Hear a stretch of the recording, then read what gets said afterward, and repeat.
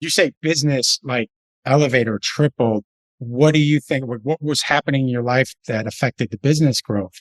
So we make decisions, right? There's always things we can control. And even with cancer, I want people to know there's things we can control. And I have my new books, the Cancer Comeback series. It's all towards getting people to grab the reins of their own life and do the best that they can with what they can.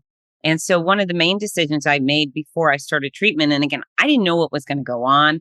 I had no idea how sick I was going to be. And I basically looked like I had, or I felt like I had either a violent stomach bug or food poisoning every single day for 15 months. So go function with that type thing. But I decided I wasn't going to let cancer take special time from me and my kids who were teenagers. And if they had a show, a sport, a ceremony, I was going to be there no matter what.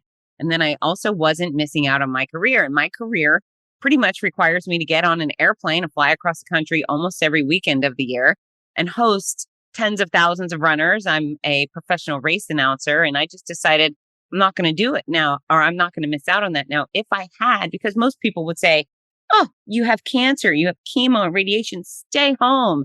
Now the mentality is hide out, wear a mask, isolate.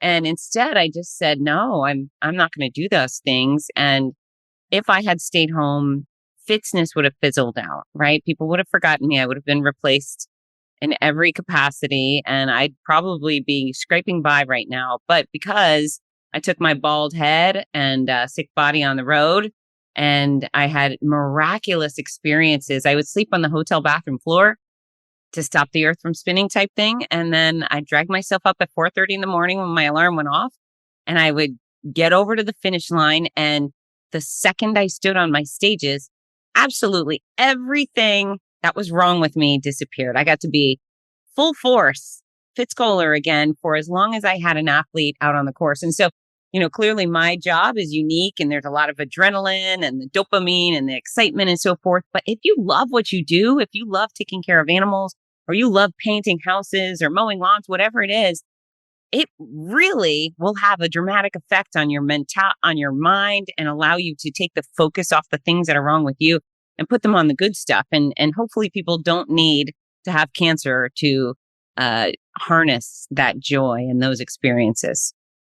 Obviously, one thing we talk and preach a lot about this are habits and daily habits. And it's so interesting that one of the things you said right away was, you were just going to get out. You weren't going to be that person that put their foot out and secluded themselves, because I think Marty, both of us, I've got some relationships personally, professionally in the last 10, 15 years of people that had to battle with cancer, and the things I witnessed, how people, dealt with it in their own ways, negatively or positively, and I think these little steps, if you just get some air, get out, embrace it. This way your mindset is addressing, you still have to do what you have to do to live your life, especially when you have kids. I agree wholeheartedly. And, I talk so big. This is how I talk. I'm very forceful with my opinions and my experience. And these are my experiences. And this is what works for me, which is actually so exciting. I'm not projecting, right? I'm not someone I'm not even an oncologist, right? I'm someone who's actually walked the walk. So I'm not telling people you have to get out and go. However, I know the benefits of getting up and going. I know that if I would have stayed home, all I would have been was sick. And did I cry? Absolutely. I cried probably every single day. I would often do it alone in my car or alone in my bathroom. The stress was extraordinary. The suffering was beyond. So I definitely cried, but I would shed the tears and I would dry them up and I'd try to get on with it. Now, some days I was just laid out in bed.